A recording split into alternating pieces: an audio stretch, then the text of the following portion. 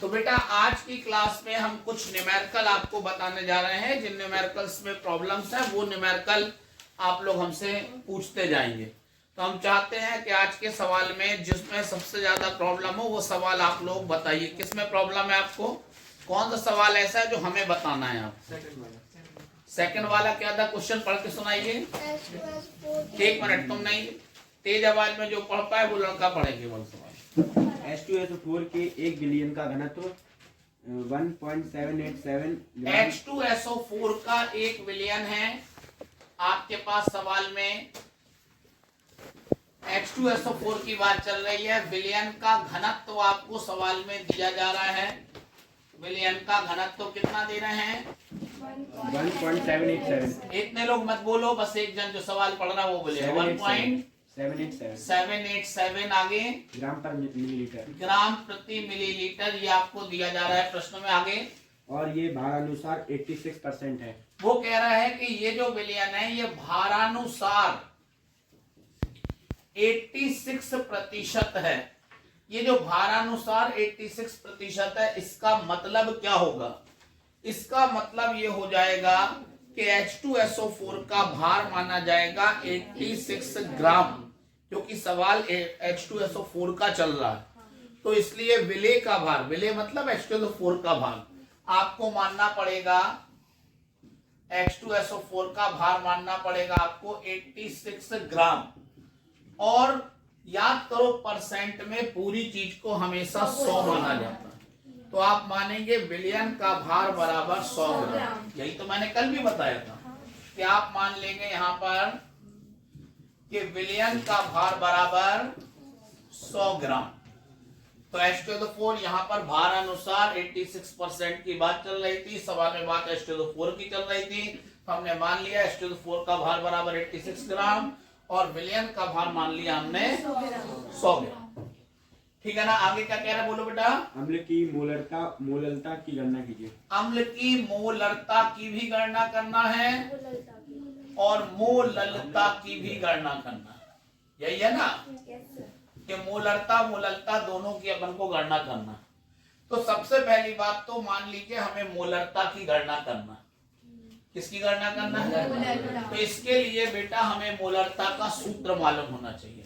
आप बताओ हमें मोलरता का सूत्र क्या होता है? WB × 1000। मोलरता बराबर हो जाएगा WB × 1000, आगे MB × V अपॉन में MB × V। तो ये फॉर्मूला इस बच्चे ने बिल्कुल सही बता दिया है मोलरता का, कि मोलरता बराबर WB × 1000 बटे MB × V। ये फॉर्मूला लगना है। अब सुनो, अगर तुम्हें मोलरता निकालना है, सब लोग कोई बात नहीं करेगा, ध्यान देंगे। अगर तुम्हें मोलरता निकालना है तो सबसे पहले आपको WB चाहिए पड़ेगा। आप जरा देखो क्या सवाल में कहीं WB दिया जा रहा है? WB का मतलब होता है विलेय का भार। क्या विलेय का भार दिया जा रहा है? तो हम आपको बता दें कि कुछ लोग मुट्ठी हिला रहे हैं कि नहीं दिया जा रहा है। समझ में आ रही है ना? यहाँ पर WB दिया जा रहा है। H2SO वो लोग हैं जो एब्सेंट मारते हैं, ठीक है ना? तो आपको मालूम है H2SO4 का भार दिया जा रहा है, WB दिया जा रहा है विलेय का भार। इसके बाद आपको चाहिए V। क्या चाहिए? V मतलब विलयन का आयतन। अगर अपन को V निकालना, V चाहिए है तो आप पहले तो देखो क्या सवाल में कहीं विलयन का आयतन दिया जा रहा है? ध्यान से देखो क्या विलयन का आयतन दे रहे हैं? आपको विलयन का भार दे रहे हैं और विलयन का घनत्व दे रहे हैं। तो अगर विलयन का भार है, घनत्व है, तो इससे विलयन का आयतन आ जाएगा। कैसे? घनत्व बराबर द्रव्यमान बटे आयतन। तो घनत्व का मान है 1.787, द्रव्यमान है 100। विलयन का द्रव्यमान कितना है?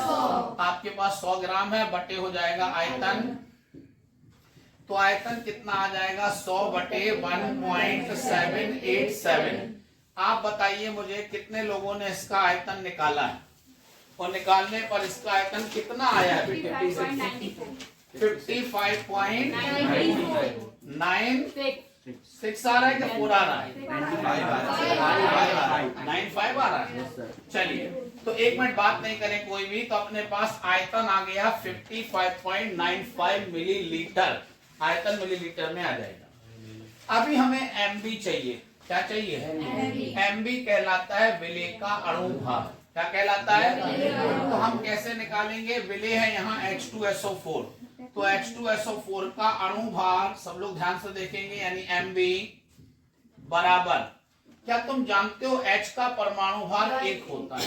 कितना होता है? H यहाँ कितने हैं? 2, तो यहाँ 2 का गुणा हो जाएगा, प्लस S का परमाणु भार होता है 32, S का 32। कई लोगों को हो सकता है ये वाली प्रॉब्लम हुई हो, उन्हें परमाणु भार ही ना मालूम हो, तो S का 32 होता है, O का होता है 16, लेकिन यहाँ देखो 4 O है, तो हो जाएगा into 4, टोटल करोगे तो आपको मालूम है ये हो जाएगा 98, जब पूरा गुणा करके जोड़ोगे तो कितना आएगा? 98 आ जाएगा। अब आप मान रखो WB यानी विलेय का जो भार है वो है 86 into 1000 बटे, अब आपको मालूम है MB है विलेय का अणु भार, कितना है ये? 98, ये रख दो, और आयतन विलयन का आपने निकाला है 55.95। अब बस आपको इसको सॉल्व करना पड़ेगा, समझ में आ रही ना? यहाँ पर सॉल्व करना ही एक बड़ी चीज है। कई बार लोग गलत सॉल्विंग कर लेते हैं तो आंसर गलत हो जाएगा, लेकिन पेपर में भी अगर ये आएगा तो आपको सॉल्व करना ही पड़ेगा। तो हमें क्या करना चाहिए? कई बच्चे क्या करते हैं, कैलकुलेशन नहीं करते, इधर उधर से छाप के लिख देते हैं, उससे नुकसान ये हो जाएगा कि आप पेपर में अगर सवाल आ गया तो आप कर नहीं पाएंगे, और करेंगे भी तो आपका आंसर गलत आ जाएगा। इसीलिए कैलकुलेशन की प्रैक्टिस करना बेटा बहुत ज्यादा जरूरी है, तो कोई लापरवाही नहीं करे बल्कि अपनी प्रैक्टिस जारी रखे। तो मोलरता बराबर क्या आ जाएगा इसका आंसर? कैलकुलेशन अगर आप लोगों ने करा होगा तो क्या निकला इसका आंसर? 15 कितना है? 54 तुम्हारा कितना? 670। किसका किसका आ रहेगा? तुम्हारा कितना आ रहा? 69 तुम्हारा 69 आ रहा, तुम्हारा 67, और किसका आ रहा है? 95 आ कितना आ रहा? 15.6 आ रहा है इसका आंसर, 15.6। अब अगर किसी का आंसर 6 के बाद 7 आ गया तो भी चाहिए, 8 आ गया तो भी सही मान लेना, 9 आ जाए तो भी सही मान लेना, उससे कोई फर्क नहीं पड़ेगा, समझा ना? तो 15.68 के आसपास इसका आंसर आएगा, और मोलरता का मात्रक हो जाएगा मोल प्रति लीटर। क्या हो जाएगा? तो 15.6 तक करेक्ट आना बिल्कुल जरूरी है, समझा ना? तो जिसका आ गया उसके बाद 6 के बाद यहाँ 7 आ गया या 8 आ गया तो उससे कोई खास फर्क नहीं पड़ेगा, ये आंसर मान लिया जाएगा। तो ये अपन ने अभी क्या निकाली? मोलरता। अब हमें दूसरा प्रश्न क्या निकालना है? तो याद करो मोलरता का सूत्र क्या होता है? मोलरता का सूत्र बोलो। WB into 1000 WB into 1000 upon MB into WA। MB into WA। Very good, इस लड़के ने ये भी फॉर्मूला बिल्कुल सही बोला मोलरता का। अब अगर हमें मोलरता चाहिए सबसे पहले WB चाहिए। क्या चाहिए? WB कहलाता है विलेय का भार, और विलेय का भार देखो आपको दिया जा रहा है ना। अब आपको चाहिए WA। WA कहलाता है विलायक का भार। क्या कहलाता है? विलायक का भार। मैं तुम्हें बता दूं यहाँ पर सवाल में अगर आप बहुत गौर से देखें तो विलायक का भार नहीं है, ये विलयन का घनत्व है, ये विलेय का भार है, ये विलयन का भार है, लेकिन हमें विलायक का भार चाहिए है। तो इसके लिए आप विलयन के भार में से विलेय के भार को घटा दोगे तो विलायक का भार आ जाएगा। समझ में आ गई ना? तो आप विलायक का भार कैसे निकालोगे कि विलायक का भार यानी WA बराबर, आपको मालूम है कि विलयन का भार था 100, उसमें से विलेय का घटा दो तो क्या आ जाएगा? 14 ग्राम। क्या आ जाएगा? 14 ग्राम। तो आपको मालूम है विलेय का भार कितना है? 86 गुणे बटे MB। MB कहलाएगा विलेय का अणु भार। कितना है ये अपने पास? विलेय का अणु भार देखो हम पहले भी निकाल चुके थे यहाँ पर 98, ये रख दो 98, और WA है विलायक का भार। कितना है? तो विलायक का भार हमने देखो ये निकाल लिया 14। ये सॉल्व करो और देखो मोलरता का आंसर क्या है? 62.68। कितना?